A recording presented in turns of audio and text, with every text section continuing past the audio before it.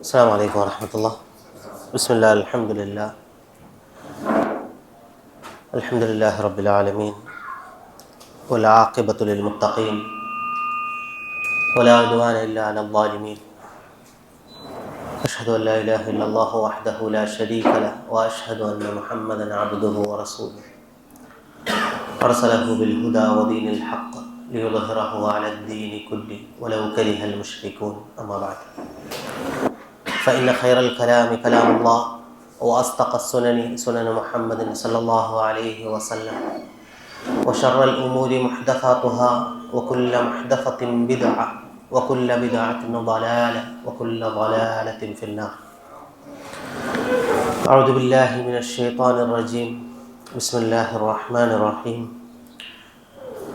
وجاهدوا في الله حق جهاده هو اجتباكم وما جعل عليكم في الدين من خرج ملة أبيكم إبراهيم هو سماكم المسلمين من قبل وفي هذا ليكون الرسول شهيدا عليكم وتكونوا شهداء على الناس فأقيموا الصلاة وآتوا الزكاة واعتصموا بحبل الله هو مولاكم فنعم المولى ونعم النصير.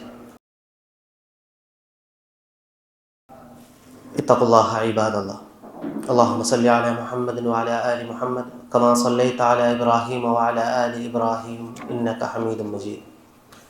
اللهم بارك على محمد وعلى آل محمد كما باركت على إبراهيم وعلى آل إبراهيم إنك حميد مجيد. رب اشرح لي صدري ويسر لي أمري واحلل عقدة من لساني يفقهوا قولي. اتقوا الله عباد الله. ബഹുമാനരായ സത്യവിശ്വാസികളെ, സത്യവിശ്വാസിനികളെ, റസൂലുള്ളാഹി സ്വല്ലല്ലാഹു അലൈഹി വസല്ലമ അവിടുത്തെ അഭിമുഖീകരിച്ചുകൊണ്ട് ദിമാം ഇബ്നു സഅലബ എന്ന വ്യക്തി സംസാരിച്ച ഒരു ചരിത്രം, അത് പറഞ്ഞുകൊണ്ട് നമ്മുടെ ഈ ഒരു സംസാരം ആരംഭിക്കാമെന്നാണ് കരുതുന്നത്. സ്വഹീഹുൽ ബുഖാരിയും സ്വഹീഹ് മുസ്ലിമും റിപ്പോർട്ട് ചെയ്തിട്ടുള്ള സുപ്രസിദ്ധമായിട്ടുള്ള ഒരു ഹദീസ്. അദ്ദേഹം നജ്ദുകാരനായിട്ടുള്ള ഒരു പരിക്കനായ മനുഷ്യനാണ്. ഈ ഹദീസ് റിപ്പോർട്ട് ചെയ്യുന്ന ത്വൽഹ റളിയല്ലാഹു അൻഹു ആണ്. അപ്പോൾ ത്വൽഹ റളിയല്ലാഹു അൻഹു, ത്വൽഹത്ത് ബിൻ ഉബൈദില്ലാ റളിയല്ലാഹു അൻഹു, അപ്പോൾ അദ്ദേഹം പറയുകയാണ്,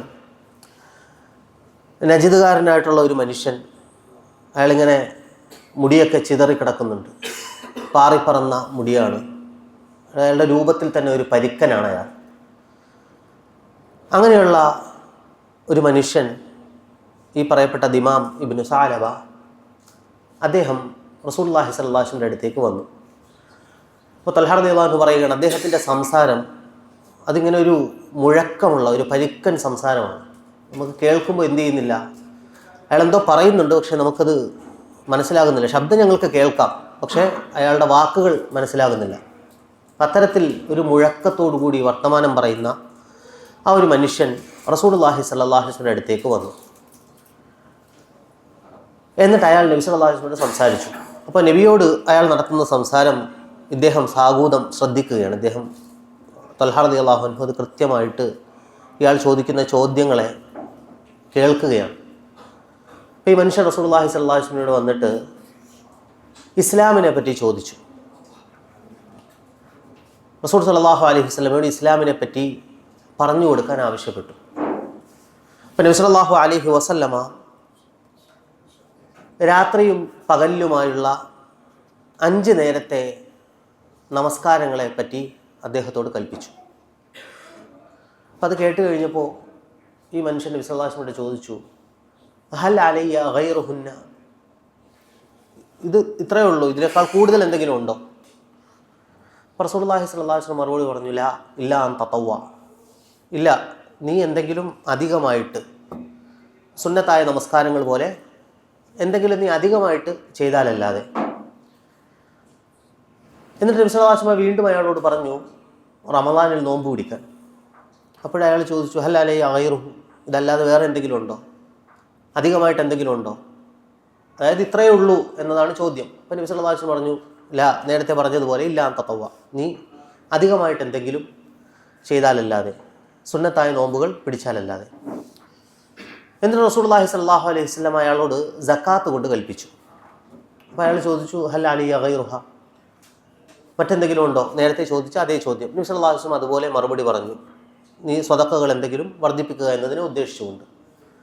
ഇത് കേട്ടതിന് ശേഷം ഇയാൾ അള്ളാഹുവിൽ സത്യം ചെയ്തുകൊണ്ട് പറഞ്ഞു, ഇതല്ലാതെ ഞാനൊന്നും ചെയ്യില്ല, ഇത്രയും ഞാൻ ഇനി എൻ്റെ ജീവിതത്തിൽ ചെയ്യുള്ളൂ, ഇതല്ലാത്ത ഇതിലൊന്നും ഞാൻ വർദ്ധിപ്പിക്കില്ല, ഇത് ഞാൻ എന്തു ചെയ്യും? മുറുകെ പിടിക്കും, ഇത് ഞാൻ കൃത്യമായിട്ട് ചെയ്യും, ഇതിൽ ഞാൻ ഒന്നും വർദ്ധിപ്പിക്കുകയില്ല എന്ന് പറഞ്ഞ് അള്ളാഹുവിൽ സത്യം ചെയ്തുകൊണ്ട് പറഞ്ഞുകൊണ്ട് ഇയാൾ റസൂലുള്ളാഹി സ്വല്ലല്ലാഹു അലൈഹി വസല്ലം അടുത്ത് നിന്ന് മടങ്ങി. നബി സല്ലല്ലാഹു അലൈഹി വസല്ലമ അവിടെ ഉണ്ടായിരുന്ന സഹാബിമാരോടായിട്ട് പറഞ്ഞു, ഹദീസിലെ ആശയത്തിൽ കാണാം, അഫ്ലഹ അൻ സ്വദഖ, അയാൾ വിജയിച്ചിരിക്കുന്നു, അയാൾ ആ പറഞ്ഞത് സത്യമാണെങ്കിൽ. ഈ പറഞ്ഞ വാചകം, ഈ പറഞ്ഞ വർത്തമാനം അത് സത്യമാണെങ്കിൽ അയാൾ വിജയിച്ചിരിക്കുന്നു. റസൂലുള്ളാഹി സ്വല്ലല്ലാഹു അലൈഹി വസല്ലമയുടെ അടുത്ത് വന്ന് ഇസ്ലാമിനെ പറ്റി ചോദിച്ച ഒരാൾ, അയാൾ മുസ്ലിമാണ്, അതുകൊണ്ട് ഷഹാദത്ത് കലിമയെ പറ്റി അയാൾക്ക് പറഞ്ഞു കൊടുക്കേണ്ട ആവശ്യമില്ല. അപ്പം നബി സല്ലല്ലാഹു അലൈഹി വസല്ലം അയാളോട് എന്ത് ചെയ്തു? 5 നേരത്തെ നിസ്കാരത്തെ പറ്റി പറഞ്ഞു, നോമ്പിനെ പറ്റി പറഞ്ഞു, സക്കാത്തിനെ പറ്റി പറഞ്ഞു. അന്ന് ഹജ്ജ് നിർബന്ധമായിട്ടില്ല. ഹജ്ജ് നിർബന്ധമാകുന്നതിന് മുൻപാണ് ഈ സംഭവം നടക്കുന്നത്. അപ്പോൾ 3 കാര്യങ്ങൾ പറഞ്ഞു: നമസ്കാരം, നോമ്പ്, സക്കാത്ത്. ഇത് 3ഉം കേട്ടതിന് ശേഷം ഓരോന്നിനും ശേഷം ഇയാൾ ചോദിച്ചു, ഇതിലെന്തെങ്കിലും കൂടുതലായിട്ടുണ്ടോ? അപ്പോൾ നീ എന്തെങ്കിലും സ്വന്തമായിട്ട് ചെയ്താലല്ലാതെ എന്ന് പറഞ്ഞുകൊണ്ട്, അതായത് ഇത്രയാണുള്ളത്, പിന്നെ നിനക്ക് എന്ത് ചെയ്യാം, ഇഷ്ടമുണ്ടെങ്കിൽ വർദ്ധിപ്പിക്കാമെന്ന രൂപത്തിൽ നബി സല്ലല്ലാഹു അലൈഹി വസല്ലം മറുപടി പറഞ്ഞു. അയാളത് കേട്ടതിന് ശേഷം പറഞ്ഞ എന്താണ്? ഇത്രയും ഞാൻ ചെയ്യുള്ളൂ, ഇതിൽ നിന്ന് ഞാൻ ഒന്നും വർദ്ധിപ്പിക്കില്ല. ഇത് പറഞ്ഞുകൊണ്ടാണ് അയാൾ മടങ്ങുന്നത്. ആ മനുഷ്യനിലേക്ക് സൂചിപ്പിച്ചുകൊണ്ടാണ് റസൂലുള്ളാഹി സ്വല്ലല്ലാഹു അലൈഹി വസല്ലം പറഞ്ഞത്, അയാൾ പറഞ്ഞത് സത്യമാണെങ്കിൽ അയാൾ വിജയിച്ചിരിക്കുന്നു, അയാൾ സ്വർഗാവകാശിയായിരിക്കുന്നു. ഈ ഹദീസിനെ പറ്റി പഠിപ്പിക്കുന്ന, ഈ ഹദീസ് വിശദീകരിക്കുന്ന പണ്ഡിതന്മാർ, അവർ നമ്മളെ പഠിപ്പിക്കുന്ന വലിയൊരു പാഠമാണ്. നമ്മുടെ മതം, ദീനുൽ ഇസ്ലാം, അത് എത്രമാത്രം ലളിതമാണ്, എളുപ്പമുള്ളതാണ് എന്നത്. ദീനുൽ ഇസ്ലാം എന്ന് പറഞ്ഞാൽ അത് ഇത്രമാത്രം എന്താണ്? അത് ലളിതമാണ്, അത് അങ്ങേയറ്റം എളുപ്പമുള്ളതാണ്. അല്ലാഹു സുബ്ഹാനഹു വ തആല ഇസ്രാ മിഅ്റാജിൻ്റെ യാത്രയിൽ അർശിൻ്റെ അടുത്തു വെച്ച് നബി സല്ലല്ലാഹു അലൈഹി വസല്ലമയ്ക്ക് 2 ആയത്തുകൾ നൽകി. അതാണ് ആമന റസൂൽ എന്ന് തുടങ്ങുന്ന സൂറത്തുൽ ബഖറയുടെ അവസാനത്തെ 2 ആയത്തുകൾ. ആ ആയത്തുകൾ അല്ലാഹു സുബ്ഹാനഹു വ തആല അവിടെ വെച്ചാണ് വഹി നൽകുന്നത്, അല്ലെങ്കിൽ അവിടെ വെച്ചാണ് അല്ലാഹു സമ്മാനമായി നൽകുന്നത്. നമസ്കാരത്തെ പോലെ 3 കാര്യങ്ങൾ അവിടെ വെച്ച് സമ്മാനം നൽകി. അപ്പോൾ അതിൽ ഒന്ന് ഈ 2 ആയത്തുകളാണ്. അപ്പോൾ ഇതിൽ 2ാമത്തെ ആയത്ത് തുടങ്ങുന്നത് എങ്ങനെയാണ്? ലാ യുകല്ലിഫുല്ലാഹു നഫ്സൻ ഇല്ലാ വുസ്അഹ. ഒരു ശരീരത്തിന് അല്ലെങ്കിൽ ഒരു നഫ്സിന് അതിനെക്കൊണ്ട് കഴിയുന്നതല്ലാതെ അള്ളാഹു എന്ത് ചെയ്യുന്നില്ല? കൽപ്പിക്കുന്നില്ല. അള്ളാഹുവിൻ്റെ ദീൻ, അള്ളാഹു സുബ്ഹാനഹു വ തആലയുടെ മതം, അത് അങ്ങേയറ്റം ലളിതമാണ്, അങ്ങേയറ്റം എളുപ്പമുള്ളതാണ്. ഈ മതത്തിലെ വിശ്വാസ കാര്യങ്ങൾ, ഈ മതത്തിലെ കർമാനുഷ്ഠാനങ്ങൾ, ഈ മതത്തിലെ പരസ്പരമുള്ള മനുഷ്യർക്കിടയിലുള്ള ഇടപാടുകൾ, കൊടുക്കൽ വാങ്ങലുകൾ, ഈ മതം പഠിപ്പിക്കുന്ന അദബുകൾ, മര്യാദകൾ, അതൊക്കെയും മനുഷ്യന് അങ്ങേയറ്റം എളുപ്പമായി, നിസാരമായി പിന്തുടരാൻ സാധിക്കുന്ന, പിൻപറ്റാൻ കഴിയുന്ന കാര്യങ്ങളാണ്. അവൻ്റെ മനുഷ്യ പ്രകൃതിക്ക് ഇണങ്ങുന്നതാണ്. ഒരു മനുഷ്യന് അവൻ്റെ പ്രകൃതത്തിന് പ്രയാസമാകുന്നതൊന്നും അല്ലാഹു സുബ്ഹാനഹു വ തആല ഈ ദീനിൽ അവൻ്റെ അടിമകൾക്ക് മേൽ നിയമമാക്കുന്നില്ല. അള്ളാഹുവിൻ്റെ ദീനല്ലാത്ത ആദർശങ്ങൾ, അതിൻ്റെ ഒരു വലിയ പ്രശ്നം, അത് മുന്നോട്ട് വയ്ക്കുന്ന ആദർശങ്ങൾ അല്ലെങ്കിൽ കാഴ്ചപ്പാടുകൾ, വിശ്വാസങ്ങൾ, അത് അങ്ങേയറ്റം സങ്കീർണമാണ്, സങ്കീർണമായ വിശ്വാസങ്ങളാണ്. ഇപ്പോൾ ഒരു മനുഷ്യൻ അവൻ്റെ ആയുസ് മുഴുവനും എടുത്താലും ചില മതങ്ങളുടെ ദൈവിക അല്ലെങ്കിൽ തത്വശാസ്ത്രപരമായ കാഴ്ചപ്പാടുകളെ മനസ്സിലാക്കിയെടുക്കാൻ കഴിയില്ല. ഇപ്പോൾ ഉദാഹരണം പറയാം. ക്രൈസ്തവത, അതായത് അള്ളാഹു സുബ്ഹാനഹു വ തആല ഇറക്കിയ മതമല്ല, അവർ പിന്നീട് സ്വയം രൂപപ്പെടുത്തിയെടുത്ത അവരുടെ മതം. അതിനവർ മുന്നോട്ട് വയ്ക്കുന്ന അടിസ്ഥാന ദർശനം എന്താണ്? അത് തൃത്വമാണ്. ദൈവം ഏകനാണ്. പക്ഷെ എങ്ങനെയാണ്? അതിന് 3 അവസ്ഥകളുണ്ട്. ആ 3 അവസ്ഥകളിലായിരിക്കെ ദൈവം ഏകനാണ്. പിതാവുണ്ട്, അതുപോലെ തന്നെ പുത്രനുണ്ട്, അതിനിടയിൽ പരിശുദ്ധാത്മാവുണ്ട്. പിതാവ് അവർ പറയുന്ന, പരസ്പരം കാണുമ്പോൾ പറയുന്ന അഭിവാദ്യ വാചകം തന്നെ എന്താണ്? പിതാവിനും പുത്രനും പരിശുദ്ധാത്മാവിനുമാണ് അവർ അവരുടെ സ്തുതികൾ അർപ്പിക്കുന്നത്. ഇത് 3 വ്യത്യസ്ത വ്യക്തിത്വങ്ങളാണ്. പുത്രൻ ഉണ്ടായിരിക്കെ ഉണ്ടാവും? പിതാവ് ഉണ്ടായിരിക്കും. പിതാവും പുത്രനും ഉണ്ടായിരിക്കെ അവിടെ ആരുടെ സാന്നിധ്യം ഉണ്ടാകും? പരിശുദ്ധാത്മാവിൻ്റെ സാന്നിധ്യം ഉണ്ടാകും. പാട്ട് കേൾക്കാറുണ്ടല്ലോ, ഈ തോട്ടത്തിൽ പരിശുദ്ധനുണ്ട് എന്ന് പറഞ്ഞുകൊണ്ടാണ്. അപ്പോൾ പരിശുദ്ധാത്മാവിൻ്റെ സാന്നിധ്യം ഉണ്ടാകും, പിതാവും പുത്രനും അവിടെ ഉണ്ടാകും. പക്ഷേ ഇത് 3 വ്യത്യസ്ത കക്ഷികളായിരിക്കെ എന്താണ് പറയുന്നത്? അവർ ഏകനാണ്, അല്ലെങ്കിൽ ഏകദൈവ വിശ്വാസമാണ് പറയുന്നത്. ഇതിനെ ഒരിക്കലും ഒരു മനുഷ്യ ബുദ്ധി കൊണ്ട് വ്യാഖ്യാനിച്ച് അല്ലെങ്കിൽ പറഞ്ഞ് ഒപ്പിച്ച് കൃത്യമായി വിശദീകരിക്കാൻ അതിൻ്റെ തുടക്കക്കാർ, അല്ലെങ്കിൽ ഇത് മുന്നോട്ട് ഈ ദർശനം വെച്ച ആളുകൾക്കും സാധിക്കില്ല, ഇത് ഉൾക്കൊള്ളുന്ന ആളുകൾക്കും കഴിയില്ല. അതുപോലെ തന്നെ ഹൈന്ദവത അല്ലെങ്കിൽ അതിൻ്റെ അദ്വൈത സിദ്ധാന്തം. ഇപ്പോൾ ഇസ്ലാമിക ലോകം, ഇന്ത്യയിലെ മുസ്ലിമീങ്ങൾ നേരിട്ട വലിയ പ്രതിസന്ധികളിലൊന്നായിരുന്നു ആര്യ സമാജത്തിൻ്റെ ശക്തമായ കടന്നുവരവ്. ദയാനന്ദ സരസ്വതിയും അതുപോലെ തന്നെ ആര്യ സമാജവും അതിരൂക്ഷമായ പ്രതിസന്ധികൾ ഉത്തരേന്ത്യയിലെ മുസ്ലിമീങ്ങൾക്കിടയിൽ ഒരു കാലത്ത് സൃഷ്ടിച്ചിരുന്നു.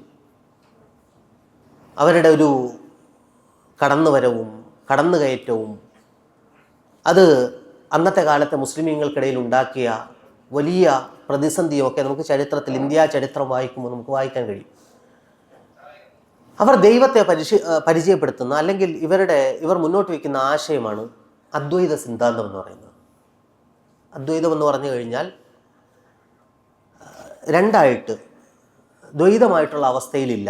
എല്ലാം എന്താണ്? ഒന്നാണ്. എല്ലാം ഒന്നാണ് എന്ന് പറയുമ്പോൾ നമ്മളൊക്കെ എന്താണ്? ദൈവത്തിൻ്റെ ഭാഗമാണ്. ഞാനും ദൈവമാണ്, നിങ്ങളും ദൈവമാണ്, നമ്മൾ കാണുന്നതൊക്കെയും ദൈവമാണ്, എല്ലാത്തിലും ദൈവമുണ്ട്. തൂണിലും തുരുമ്പിലുമൊക്കെ ദൈവമുണ്ടെന്ന് പറയും. ഈ സിദ്ധാന്തത്തെ മനുഷ്യബുദ്ധി കൊണ്ട് വ്യാഖ്യാനിക്കാൻ അല്ലെങ്കിൽ വിശദീകരിച്ച് കൃത്യമായിട്ട് മനസ്സിലാക്കിയെടുക്കാൻ അതിൻ്റെ ആളുകൾക്കോ അല്ലെങ്കിൽ അതിനെ പിന്തുടരുന്ന മനുഷ്യർക്കോ ഒരിക്കലും സാധിക്കില്ല. എത്രയൊക്കെ ഇത് വ്യാഖ്യാനിച്ചാലും അവസാനം ആദ്യം ചോദിച്ച ചോദ്യം ബാക്കിയാവും. ഈ വ്യാഖ്യാനിച്ചൊപ്പിക്കാൻ പറ്റില്ല എന്ന് പറയുന്നതിൻ്റെ അടിസ്ഥാനം അതാണ്. നമ്മൾ ഇത് മുഴുവനും പറഞ്ഞു തീർന്നാലും, ഇവർ എത്രയൊക്കെ വ്യാഖ്യാനിച്ച് തീർന്നാലും ആദ്യം ചോദിച്ച ചോദ്യം ബാക്കിയാകും. ആരാണ് ദൈവം? ആരാണ് ദൈവം എന്നുള്ള ചോദ്യം പിന്നെയും ബാക്കിയാകും. കാരണം എന്താണ്? ഞാനും ദൈവമാണ്, നിങ്ങളും ദൈവമാണ്, എല്ലാം ദൈവമാണ്. പിന്നെ ആരാണ് ദൈവം? ഈ ചോദ്യം ഒരിക്കലും പറഞ്ഞു തീരില്ല. നേരത്തെ പറഞ്ഞ തൃത്വത്തിൽ ഏകദൈവ വിശ്വാസം പറയുന്ന പോലെ അത് എത്ര പറഞ്ഞാലും മൂന്ന് ആളുകളായിട്ട് തന്നെ ഉണ്ടാകും. അതൊരിക്കലും ഒന്നാകില്ല. പക്ഷെ അത് ഏകദൈവ വിശ്വാസമായിട്ടാണ് അവതരിപ്പിക്കപ്പെടുന്നത്. അതുപോലെ ഇപ്പോൾ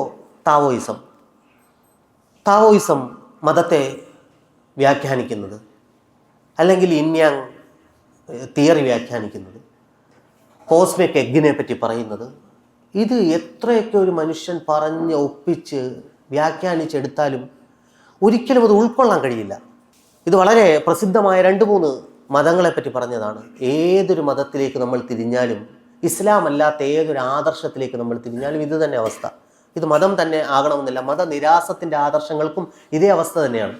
വൈരുദ്ധ്യാത്മക ഭൗതികവാദം, അല്ലെങ്കിൽ കാറൽ മാർക്സ് മുന്നോട്ട് വെച്ച ആദർശം, ഇത് ഒരു മനുഷ്യൻ്റെ മുന്നിൽ, ഇപ്പോൾ മനുഷ്യൻ ജന്മനാ സ്വാർത്ഥനാണ്.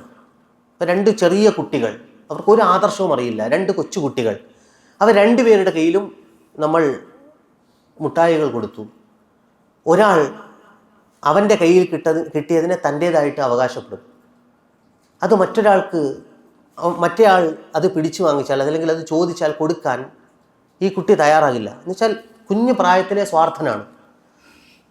ഈ സ്വാർത്ഥത അത് അവൻ്റെ ജന്മസിദ്ധമായ ഒരു പ്രകൃതമാണ്. അപ്പോൾ കമ്മ്യൂണിസം മുന്നോട്ട് വയ്ക്കുന്നത് എന്താണ്? സ്വകാര്യ സ്വത്തില്ല, സ്വകാര്യ സ്വത്ത് ഉണ്ടാകാൻ പാടില്ല, സ്വത്ത് പങ്കുവെക്കപ്പെടണം. അല്ലെങ്കിൽ സ്വത്തിൻ്റെ മേൽ മനുഷ്യൻ എന്തില്ല? അവകാശമില്ല. അത് സ്റ്റേറ്റിനാണ്. അല്ലെങ്കിൽ കമ്മ്യൂണിസം നടപ്പിലാക്കപ്പെട്ടാൽ ദ സ്റ്റേറ്റ് വിൽ വിതറവേ. അപ്പോൾ ഈ പറഞ്ഞ സംഗതി, ഈ ആദർശം, ഇത് ഒരു മനുഷ്യനെ ബോധ്യപ്പെടുത്തി എടുക്കുക എന്ന് പറയുന്നത് അങ്ങേയറ്റം സങ്കീർണമായ സംഗതിയാണ്.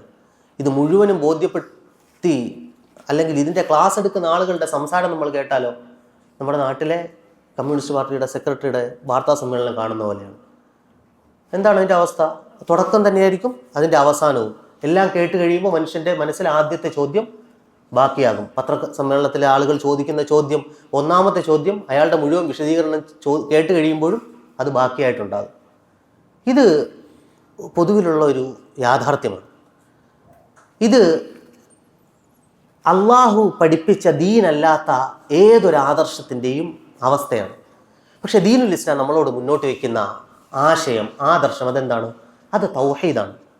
തൗഹീദ് ഏതൊരു മനുഷ്യനും അതിലളിതമായി മനസ്സിലാകുന്നതാണ്. എന്താണ് തൗഹീദ്?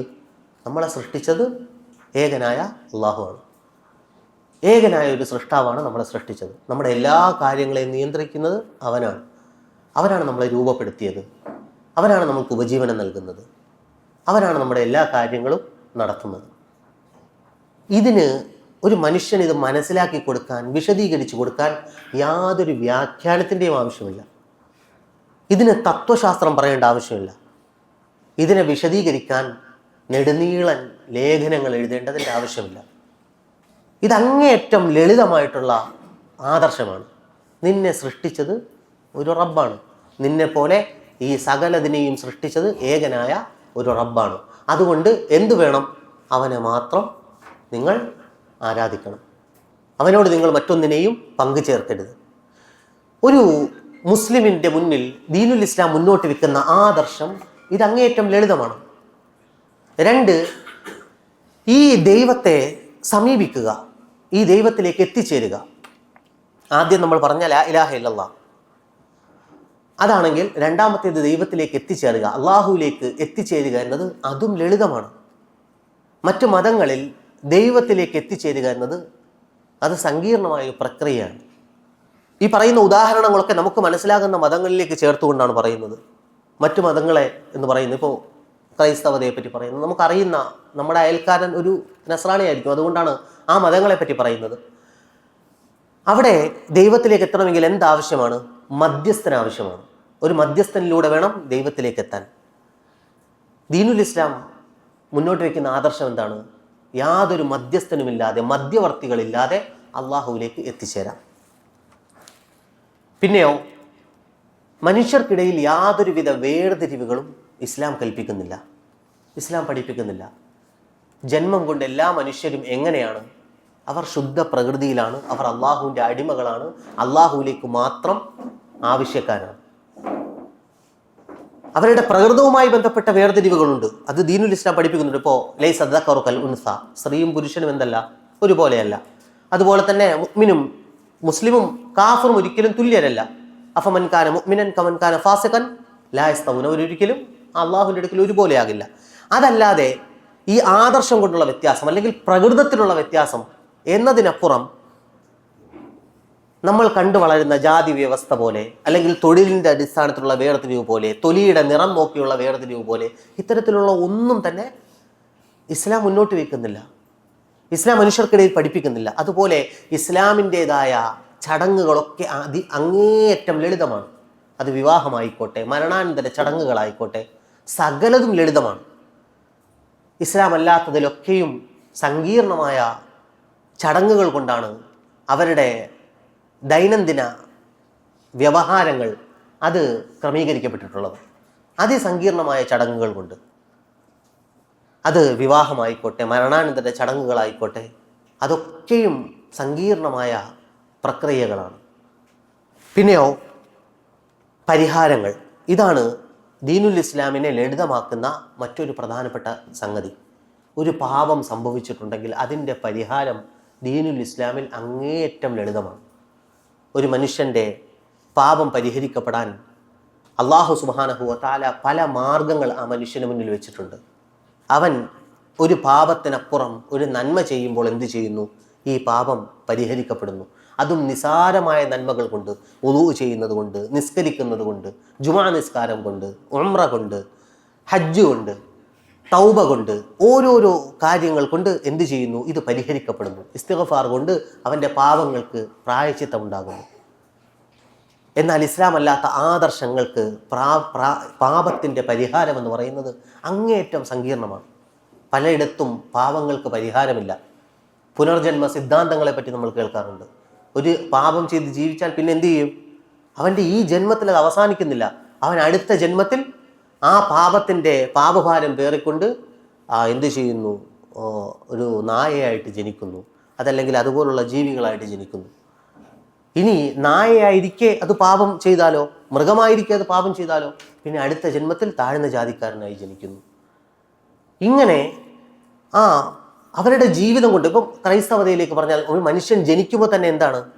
അവൻ പാപിയാണ്. എന്തുകൊണ്ട്? ആദം പാപം ചെയ്തതുകൊണ്ട് മനുഷ്യരൊക്കെയും ജനിക്കുമ്പോൾ തന്നെ പാപികളാണ്. പാപത്തിൻ്റെ പരിഹാരത്തിനായിട്ട് എന്ത് ചെയ്തു? ദൈവം സ്വന്തം പുത്രനെ ഈ ഭൂമിയിലേക്ക് ജനിപ്പിച്ചു. അങ്ങനെ ആ പുത്രൻ എന്ത് ചെയ്തു? മനുഷ്യരുടെ മുഴുവൻ പാപങ്ങൾ ഏറ്റെടുത്തുകൊണ്ട് കുരിശിൽ മരണം വരിച്ചു. അപ്പോൾ പാപത്തിൻ്റെ പരിഹാരം, അത് പരിഹാരമില്ല. പാപമെന്ന് പറഞ്ഞു കഴിഞ്ഞാൽ അത് പരിഹാരമില്ലാത്തതാണ്. അല്ലെങ്കിൽ അത് പരിഹരിക്കപ്പെടണമെങ്കിൽ അങ്ങേയറ്റം സങ്കീർണമായ വഴികളാണ് ജനങ്ങളുടെ മുന്നിലേക്ക് വെക്കുന്നത്. അല്ലാഹു സുബ്ഹാനഹു വ തആല അവൻ നമ്മളോട് പറയുന്നത് എന്താണ്? ഭൂമിയോളം പാപങ്ങളുമായി ആദമിൻ്റെ പുത്ര, നീ എൻ്റെ അടുത്തേക്ക് വന്നാൽ ആകാശത്തോളം പാപമോചനവുമായി മഗ്ഫിറത്തുമായി നീ എന്നെ കണ്ടുമുട്ടും. ആ വാചകം നമ്മളൊന്ന് ആലോചിച്ച് നോക്കുക. അല്ലാഹു സുബ്ഹാനഹു വ തആലയുടെ ആ പ്രയോഗം നമ്മളൊന്ന് ആലോചിച്ച് നോക്കുക.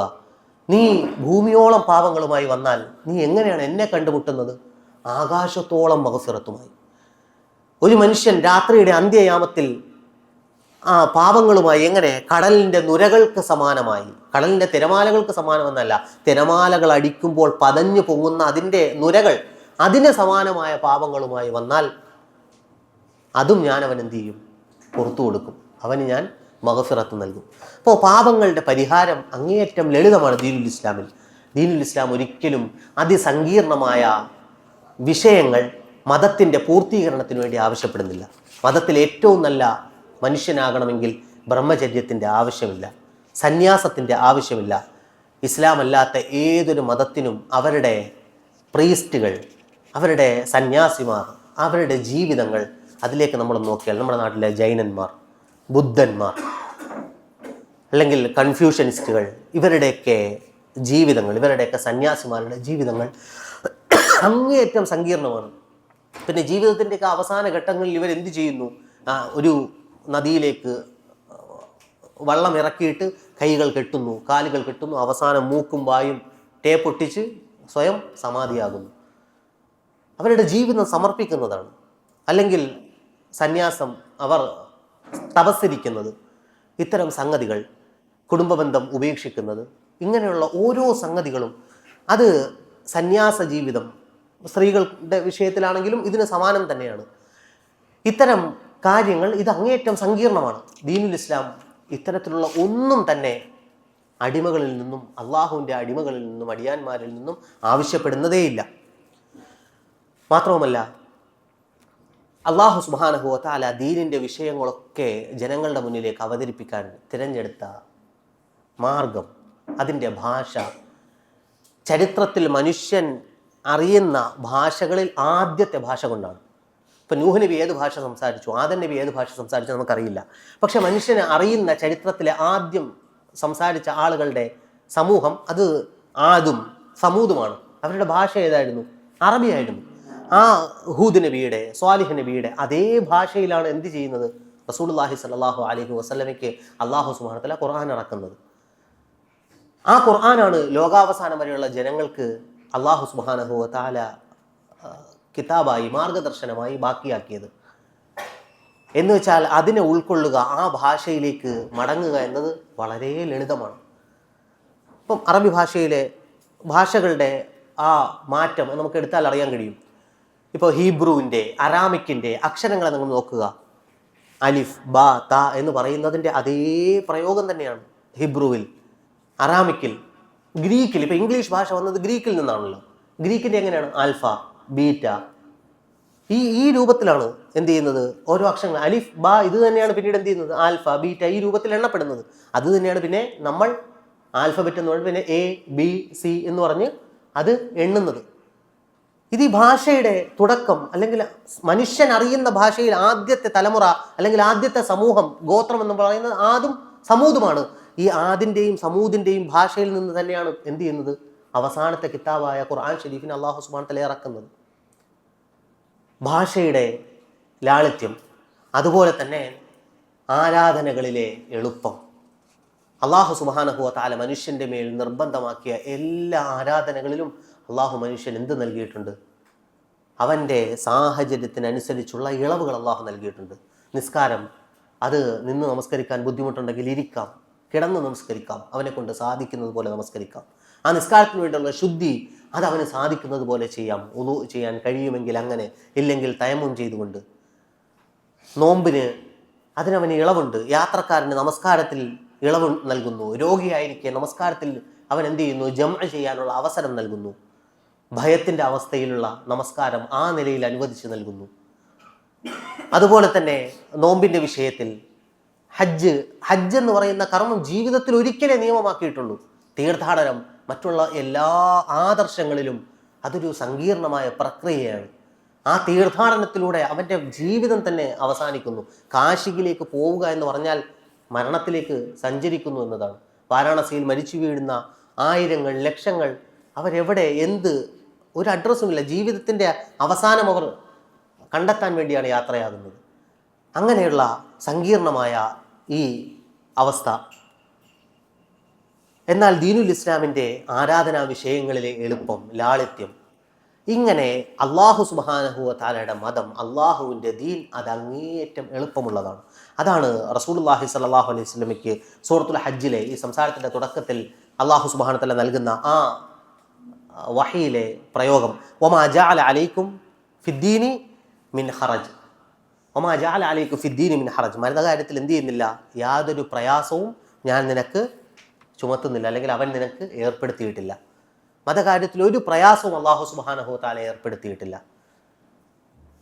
റസൂലുള്ളാഹി സ്വല്ലല്ലാഹു അലൈഹി വസല്ലമ അവിടുന്ന്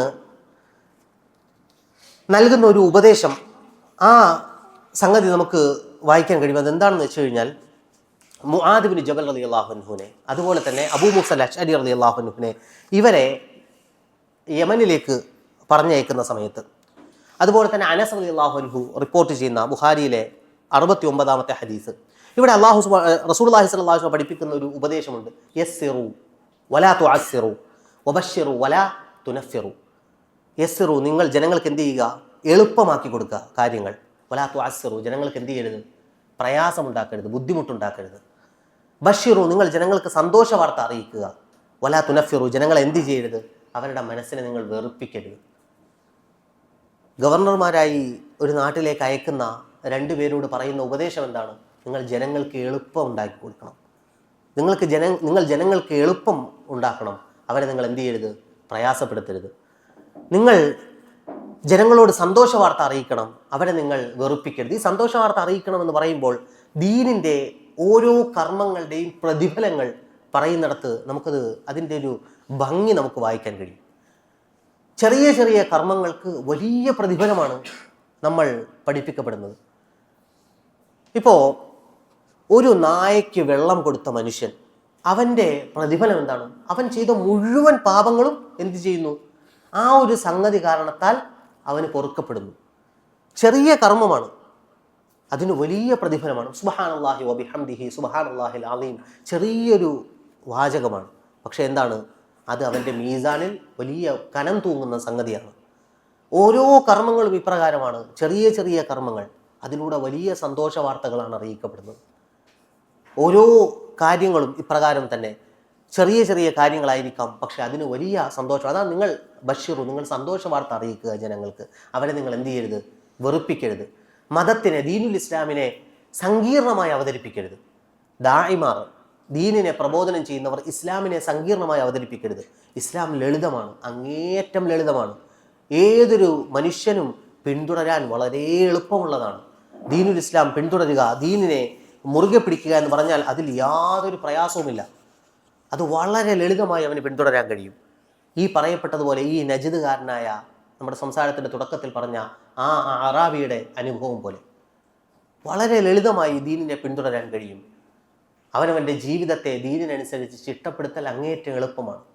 അതുപോലെ പാപങ്ങളിൽ നിന്നുള്ള മോചനം, പാപങ്ങളിൽ നിന്നുള്ള മാറി നിൽക്കൽ, അതും ഇപ്പോൾ റസൂലുള്ളാഹി സ്വല്ലല്ലാഹു അലൈഹി വസല്ലമയുടെ അടുത്തേക്ക് ഒരു മനുഷ്യൻ വന്നിട്ട് അവൻ്റെ ആവശ്യം പറയുകയാണ്. എന്താണ് നബിയുടെ മുന്നിൽ പറയുന്നത്?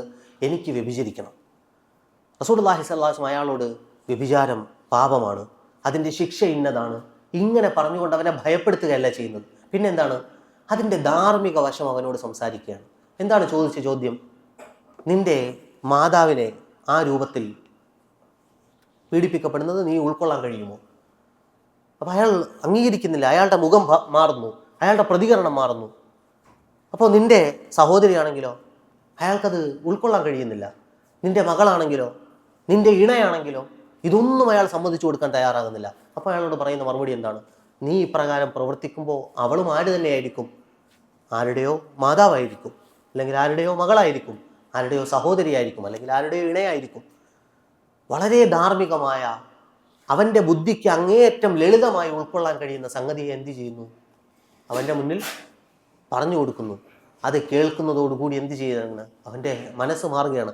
അവൻ എന്നേക്കുമായി ആ പാപത്തെ തൊട്ട്, നബിയോട് ആ പാപത്തിനെ ആവശ്യപ്പെടാൻ വരുമ്പോൾ ആ മനുഷ്യൻ ആ പാപത്തിൻ്റെ മേൽ എത്രമാത്രം കഠിനമായി അതിൻ്റെ മേൽ ഒരു വാജ്ഞയുള്ള താല്പര്യമുള്ള ആളായിരിക്കും നമ്മൾ ആലോചിച്ചു നോക്കുന്നത്. നബിയോടാണ് നേരിട്ട് ചോദിക്കുന്നത്. പക്ഷെ അയാൾ അങ്ങേയറ്റം ആ പാപത്തെ വെറുത്തവനായിട്ട് മടങ്ങിപ്പോകുന്നു. അങ്ങനെ ജനങ്ങൾ എന്ത് ചെയ്യരുത്? വെറുപ്പിക്കരുത്. പകരം അവരോട് അതിനാണ് ഹിക്മത്ത് എന്ന് പറയുന്നത്. ഒരു ദായിക്ക് എന്തുണ്ടാകണം? ഒരു മനുഷ്യൻ, ദീൻ പ്രബോധനം ചെയ്യുന്ന മനുഷ്യന് അവൻ ഉൾക്കാഴ്ചയും ബസീറത്തും ഹിക്മത്തും ഉണ്ടാകണം. അതുപോലെ തന്നെ ഹിക്മത്തും അതുപോലെ ബസീറത്തും ദായിയുടെ വിഷയത്തിൽ പ്രത്യേകിച്ച് എന്ത് ചെയ്തിട്ടുണ്ട്? അല്ലാഹു സുബ്ഹാനഹു വ തആല ഖുർആൻ ഷരീഫിൽ വ്യക്തമായി ഉപദേശിച്ചിട്ടുണ്ട്. ഉൾക്കാഴ്ച വേണം, അതുപോലെ തന്നെ ഹിക്മത്തോടുകൂടി സംസാരിക്കണം. മനുഷ്യന് അത് മനസ്സിലാകുന്ന രൂപത്തിൽ അവനോട് ആ വിഷയത്തെ അവതരിപ്പിക്കണം.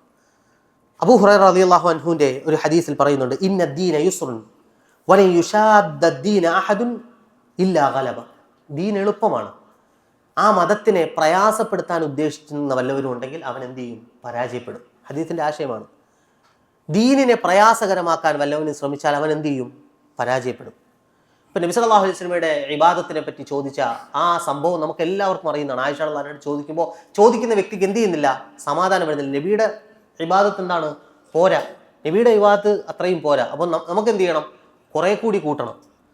അവരോട് ഉപദേശിച്ചുകൊണ്ട് നബി സല്ലല്ലാഹു അലൈഹി വസല്ലം സംസാരം അവസാനിക്കുന്നത് എങ്ങനെയാണെന്നറിയാം? ആ സംസാരം അവസാനിക്കുന്ന വാചകം, മൻ റഗിബ അൻ സുന്നത്തി ഫലൈസ മിന്നി. ആരെങ്കിലും എൻ്റെ സുന്നത്തിനെ വെറുത്താൽ അവൻ എന്തല്ല? എന്നിൽപ്പെട്ടവനല്ല. നിങ്ങളുടെ കൂട്ടത്തിൽ ഏറ്റവും അധികം അള്ളാഹുവിനെ ഭയപ്പെടുന്നവൻ ഞാനാണ്. ഞാൻ ഉറങ്ങും, ഞാൻ നിസ്കരിക്കും, ഞാൻ നോമ്പ് പിടിക്കും, ഞാൻ നോമ്പ് ഉപേക്ഷിക്കും, ഞാൻ എൻ്റെ ഇണകൾക്കൊപ്പം, ഞാൻ സ്ത്രീകൾക്കൊപ്പം എന്ത് ചെയ്യും? അവർക്കൊപ്പം ശരീരം പങ്കിടും. അപ്പോൾ എൻ്റെ സുന്നത്തിനെ വെറുക്കുന്നവൻ എന്തല്ല? എന്നിൽപ്പെട്ടവനല്ല.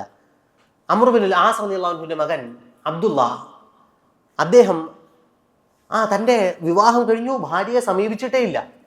നബി സല്ലല്ലാഹു അലൈഹി വസല്ലം അയാൾ ദിവസവും ഖുർആൻ ഓതി തീർക്കുന്ന, എല്ലാ ദിവസവും നോമ്പ് പിടിക്കുന്ന ആ സഹാബിയെ വിളിച്ചിട്ട് നബി സല്ലല്ലാഹു അലൈഹി വസല്ലം നൽകുന്ന ഉപദേശം, നീ 40 ദിവസത്തിലൊരിക്കൽ ഖുർആൻ ഓതി തീർക്കുക, നീ മാസത്തിൽ 3 ദിവസം എന്ത് ചെയ്യുക? നോമ്പ് പിടിക്കുക. വളരെ ചുരുങ്ങിയ രൂപത്തിലാണ് നബി സല്ലല്ലാഹു അലൈഹി വസല്ലം ആദ്യം അവതരിപ്പിക്കുന്നത്. ഒരു വിഷയം ആദ്യം അവതരിപ്പിക്കുന്നത് എങ്ങനെയാണ്? അതിൻ്റെ ഏറ്റവും ചെറിയ അവസ്ഥയാണ്, ഏറ്റവും ചെറിയ രൂപമാണ് നബി സല്ലല്ലാഹു അലൈഹി വസല്ലം അവതരിപ്പിക്കുന്നത്. ദിവസവും ജീവിതത്തിലെ വർഷത്തിൽ 360 ദിവസവും 365 ദിവസവും നോമ്പുകാരനാകാൻ താല്പര്യപ്പെടുന്ന ഒരു മനുഷ്യനോടാണ് പറയുന്നത്, മാസത്തിൽ എന്ത് ചെയ്താൽ മതി? 3 ദിവസം നോമ്പെടുത്താൽ മതി. ദിവസവും ഖുർആൻ ഓതി തീർക്കുന്ന ആളോട് പറയുകയാണ്, 40 ദിവസത്തിലൊരിക്കൽ നീ ഖുർആൻ ഓതി തീർത്താൽ മതി. ഇതാണ് റസൂലുള്ളാഹി സ്വല്ലല്ലാഹു അലൈഹി വസല്ലം ജനങ്ങളുടെ മുന്നിൽ അള്ളാഹുവിൻ്റെ വിധിവിലക്കുകൾ, അവൻ്റെ നിയമനിർദ്ദേശങ്ങൾ ഇത് അവതരിപ്പിച്ച രീതി. ഇത് അവരുടെ മുന്നിൽ നബി സല്ലല്ലാഹു അലൈഹി വസല്ലം അവരെ പഠിപ്പിച്ച രീതി. ഒരു മുസ്ലിം എന്ന നിലയിൽ ഇത് ഉൾക്കൊള്ളാൻ നമുക്ക് കഴിയുക എന്നത് വളരെ പ്രധാനപ്പെട്ടതാണ്. അവിടെ നമ്മൾ നേരത്തെ പറഞ്ഞ ഹദീസിന്റെ ബാക്കി അത് ഇപ്രകാരമാണ്: ഫസദ്ദിദു വഖാരിബു വഅബ്ശിറു വസ്തഈനു ബിൽ ഗദവതി വറൗഹതി വശൈഇൻ മിനദ് ദുൽഹ. ദീൻ എളുപ്പമാക്കുക, അല്ലെങ്കിൽ ദീൻ എളുപ്പമാണ്, അതിനെ സങ്കീർണമാക്കാൻ ശ്രമിക്കുന്നവൻ അവൻ പരാജയപ്പെടും. അതിൻ്റെ തുടർച്ച, ഹദീസിൻ്റെ ആശയം അതിപ്രകാരമാണ്. എന്താണ്? നീ നേരായ വഴി തിരഞ്ഞെടുക്കുക, മധ്യമായ മാർഗം തിരഞ്ഞെടുക്കുക, മധ്യമമായിട്ടുള്ള മാർഗം അത് നീ തിരഞ്ഞെടുക്കുക. പിന്നെയോ അങ്ങനെ നീ എന്ത് ചെയ്യുക? അതിലൂടെ നീ സന്തോഷിക്കുക. മാത്രവുമല്ല, രാവിലെ, വൈകുന്നേരം, രാത്രിയുടെ ഒരു അംശം, ഈ സമയങ്ങളിലൊക്കെ നമസ്കാരം കൊണ്ട് അള്ളാഹുവിനോട് സഹായം ചോദിക്കുക, നമസ്കാരം കൊണ്ട് അള്ളാഹുവിനോട് സഹായം അഭ്യർത്ഥിക്കുക. നീ നേരായ വഴിയിൽ നിലകൊള്ളുക, മധ്യമമായതിൽ നീ നിലകൊള്ളുക. അങ്ങനെ നീ എന്ത് ചെയ്യുക? സന്തോഷിക്കുക. അതാണ് ഹദീസിൻ്റെ ആശയം. അങ്ങനെയാണ് സന്തോഷിക്കേണ്ടത്. സങ്കീർണമായ കാര്യങ്ങളിലൂടെ സന്തോഷം കണ്ടെത്തുക, മതത്തിൻ്റെ പൂർത്തീകരണത്തിലേക്ക് എത്തുക, അങ്ങനെയല്ല. പിന്നെയോ അവൻ്റെ ജീവിതത്തിലെ എളുപ്പമായി നിർവഹിക്കാൻ കഴിയുന്ന ദീനിൻ്റെ വിധിവിലക്കുകളിലൂടെ അള്ളാഹുവിൻ്റെ തൃപ്തി കരസ്ഥമാക്കുക. ഒരു മുസ്ലിമിനെ സംബന്ധിച്ചിടത്തോളം ഈ കാര്യം മനസ്സിലാക്കുകയും ഇതിനെ കൃത്യമായി അവൻ ഉൾക്കൊള്ളുകയും അതിനനുസരിച്ച് അവൻ്റെ ദീനിനെ ക്രമീകരിക്കുകയും ചെയ്യുക എന്ന് പറയുന്നത് വളരെ പ്രധാനപ്പെട്ട ഒരു സംഗതിയാണ്.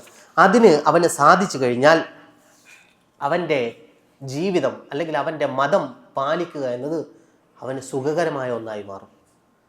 അത് അവന് ആസ്വാദനം അനുഭവപ്പെടുന്ന ഒന്നായി മാറും. അവൻ്റെ മതത്തെ, ദീനിനെ അവൻ ആസ്വദിക്കാൻ കഴിയും. റസൂലുള്ളാഹി സ്വല്ലല്ലാഹു അലൈഹി വസല്ലം ഒരിക്കൽ മിമ്പറിലായിരിക്കെ ഒരു മനുഷ്യൻ വെയിലത്ത് നിൽക്കുന്നത് കണ്ട്. അപ്പോൾ റസൂലുള്ളാഹി സ്വല്ലല്ലാഹു അലൈഹി വസല്ലം ചോദിച്ചു, എന്തുകൊണ്ടാണ് അയാൾ? അപ്പോൾ അയാളൊരു നേർച്ച ചെയ്തിട്ടുണ്ട്. എന്താണ്? വെയിലത്ത് നിൽക്കും, എന്ത് ചെയ്യില്ല, തണൽ സ്വീകരിക്കില്ല, അതുപോലെ തന്നെ ആരോട് സംസാരിക്കില്ല, നോമ്പുകാരനാണ്, ഇങ്ങനെ ഒരു നേർച്ച ചെയ്തിട്ടുണ്ട്. അപ്പോൾ നബി സല്ലല്ലാഹു അലൈഹി വസല്ലം സഹാബിമാരോട് പറയണം, അയാളോട് ഇരിക്കാൻ പറയുക, തണലത്തിരിക്കാൻ പറയുക, അവനോട് സംസാരിക്കാൻ വേണ്ടി പറയുക, നോമ്പ് പൂർത്തിയാക്കാൻ വേണ്ടി പറയുക. അപ്പോൾ ആ നേർച്ച അവൻ്റെ ശരീരത്തെ പ്രയാസപ്പെടുത്തുന്ന, പീഡിപ്പിക്കുന്ന നേർച്ചയാണ്. അതിനെ നബി സല്ലല്ലാഹു അലൈഹി വസല്ലം റദ്ദ് ചെയ്യിപ്പിക്കുകയാണ്, അല്ലെങ്കിൽ അവനെ കൊണ്ട് ആ നേർച്ചയെ മുറിപ്പിക്കുകയാണ്. ഇതേ അവസ്ഥ പല വിഷയങ്ങളിലും നമുക്ക് കാണാൻ കഴിയും. പല സംഗതികളിലും ദീനുൽ ഇസ്ലാമിൻ്റെതായിട്ടുള്ള പല സംഗതികളിലും കാണാൻ കഴിയും. മതത്തിൻ്റെ ഇബാദത്തുകൾ അത് അനുഷ്ഠിക്കുന്ന കാര്യത്തിൽ നമുക്ക് ഈ എളുപ്പം കാണാം. മതത്തിൻ്റെ വിശ്വാസം ഉൾക്കൊള്ളുന്ന കാര്യത്തിൽ നമുക്ക് ഈ എളുപ്പം കാണാം. പാപങ്ങളുടെ മോചനത്തിൻ്റെ വിഷയത്തിലും നമുക്ക് ഈ എളുപ്പം കാണാം. ഈ കാര്യങ്ങളെല്ലാം ഉൾക്കൊള്ളുന്നത് കൊണ്ടാണ് ദീൻ അത് ലളിതമാണ്, എളുപ്പമാണ് എന്ന് പറയുന്നത്. അള്ളാഹുവിൻ്റെ മതം, അള്ളാഹുവിൻ്റെ ദീൻ, അത് അള്ളാഹു സുബ്ഹാനഹു വ തആല അങ്ങേയറ്റം എളുപ്പത്തിൽ പാലിക്കാൻ കഴിയുന്ന രൂപത്തിലാണ് അള്ളാഹു നമ്മുടെ മേൽ അതിനെ നിയമമാക്കിയിട്ടുള്ളത്. ദീനിൻ്റെതായ ഒരു വിഷയങ്ങളിലും സങ്കീർണമായ ഒന്നും തന്നെ നമ്മൾ പഠിപ്പിക്കപ്പെടുന്നില്ല. ദീൻ പഠിപ്പിക്കുന്ന അദബുകളുണ്ട്. ഒരു മുസ്ലിം അവൻ്റെ ജീവിതത്തിൽ പാലിക്കേണ്ട മര്യാദകൾ, ആ മര്യാദകളൊക്കെയും നമ്മളൊന്ന് പരിശോധിച്ച് നോക്കുക. മാതാപിതാക്കളോടുള്ള മര്യാദ, അയൽപ്പക്ക ബന്ധത്തിൽ പുലർത്തേണ്ട മര്യാദ, അധ്യാപകരോട്, നമ്മളുടെ ഗുരുക്കന്മാരോട് നമ്മൾ പാലിക്കേണ്ട മര്യാദ, ഇത്തരം വിഷയങ്ങളിലൊക്കെ നമ്മൾ നോക്കിയാൽ ഏറ്റവും മനോഹരമായ സ്വഭാവ ഗുണങ്ങളാണ് അവിടെ പഠിപ്പിക്കുന്നത്. അത് ഒരു മനുഷ്യന് പാലിക്കുക എന്നതാണ് ആ ഒരു മനുഷ്യന് എളുപ്പം. അതിന് എതിര് പ്രവർത്തിക്കുക എന്നതാണ് ആ മനുഷ്യനെ സംബന്ധിച്ചിടത്തോളം പ്രയാസമുള്ളത്. ഇപ്പം ദീൻ പഠിപ്പിക്കുന്ന മര്യാദകൾ നമ്മൾ നോക്കുക. ആ മര്യാദകൾ പാലിക്കുക എന്നത് എളുപ്പമാണ്. അതിന് എതിര് പ്രവർത്തിക്കുക എന്നതോ അത് നമുക്ക് തന്നെയും അത് പ്രയാസമാണ്. നമ്മളുടെ അടുക്കൽ അത് അനുഭവപ്പെടുന്ന ആളിനോ അത് അങ്ങേയറ്റം അരോചകവുമാണ്. അതിഥികളുടെ വിഷയത്തിൽ അതിഥികളെ ആദരിക്കുക എന്ന് പറയുന്നത് എന്താണ്? അത് സാമാന്യ ബുദ്ധിക്ക് നിരക്കുന്നതാണ്. ഒരു മനുഷ്യൻ അത് മനസ്സിലാക്കാൻ വേണ്ടി വലിയ ക്ലാസ് എടുത്തു കൊടുക്കേണ്ട ആവശ്യമില്ല. മാതാപിതാക്കളുള്ള മര്യാദ പാലിക്കുക എന്ന് പറയുന്നത് എന്താണ്? ഒരു മനുഷ്യൻ്റെ പ്രകൃതത്തിൽപ്പെട്ടതാണ്. അവനിൽ നിന്നും അത് സ്വാഭാവികമായിട്ടും ആ സ്വഭാവം അത് മുന്നോട്ട് വരും. അല്ലെങ്കിൽ പിന്നെ മൃഗങ്ങൾക്ക് സമാനമായി പോകും. അതുപോലെ അയൽപ്പക്കക്കാരോട് നല്ല ബന്ധം പുലർത്തുക എന്ന് പറയുന്നത് എന്താണ്? അത് വളരെ എളുപ്പമായ സംഗതിയാണ്. അയൽപ്പക്കക്കാരോട് ശത്രുത പുലർത്തുക എന്നത് എന്താണ്? അവൻ്റെ വീട്ടിനുള്ളിൽ അവന് സമാധാനം നഷ്ടപ്പെടുത്തുന്ന കാര്യമാണ്. അവൻ്റെ വീട്ടിനുള്ളിൽ അവൻ എന്തായി മാറും? സമാധാനമില്ലാത്തവനാകും. അവൻ്റെ അയൽക്കാരൻ ശത്രുവായി കഴിഞ്ഞാൽ അവൻ്റെ എല്ലാ ദിവസവും ഉറക്കമുണരുന്നതും ഉറങ്ങാൻ കിടക്കുന്നതും ഈ മനുഷ്യനോടുള്ള ശത്രുതയും തലയിൽ പേറിക്കൊണ്ടായിരിക്കും. അതവൻ്റെ ജീവിതത്തെ സങ്കീർണമാക്കി മാറ്റും. ഇടപാടുകൾ അതുപോലെ ദീൻ പഠിപ്പിക്കുന്ന ഇപ്പോൾ ഷുഐബ് നബി അലൈഹിസ്സലാമിൻ്റെ സമുദായം അളവിലും തൂക്കത്തിലും കൃത്രിമം കാണിച്ചിരുന്നു. അളവിലും തൂക്കത്തിലും കൃത്യത പാലിക്കുക എന്ന് പറയുന്നത് ഒരു മനുഷ്യനെ സംബന്ധിച്ചിടത്തോളം എന്താണ്? അതാണ് ന്യായം, അതാണ് നീതി, അതാണ് ഒരു മനുഷ്യന് എവിടെയും പാലിക്കാൻ കഴിയുന്നത്. അതിൽ അനീതി കാണിക്കുക എന്ന് പറയുന്നതോ ആ സമൂഹം മുഴുവനും ദുരന്തത്തിലേക്ക് പോകുന്നതിന് അത് കാരണമാകും. ഇങ്ങനെ ദീൻ ഏതു മേഖലയിലാണെങ്കിലും ദീനിൻ്റെ ഒരു വലിയ മഹത്വവും ഇത് തന്നെയാണ്. ഒരു മനുഷ്യൻ്റെ ജീവിതത്തിൽ ഒരു മനുഷ്യൻ ഉറക്കമുണരുന്നത് മുതൽ ഉറങ്ങുന്നത് വരെയുള്ള സകല കാര്യങ്ങളും പഠിപ്പിക്കപ്പെട്ടിട്ടുണ്ട്. അത് സകലതും ലളിതമായ ആ മനുഷ്യന് പിന്തുടരാൻ കഴിയുന്നതുമാണ്.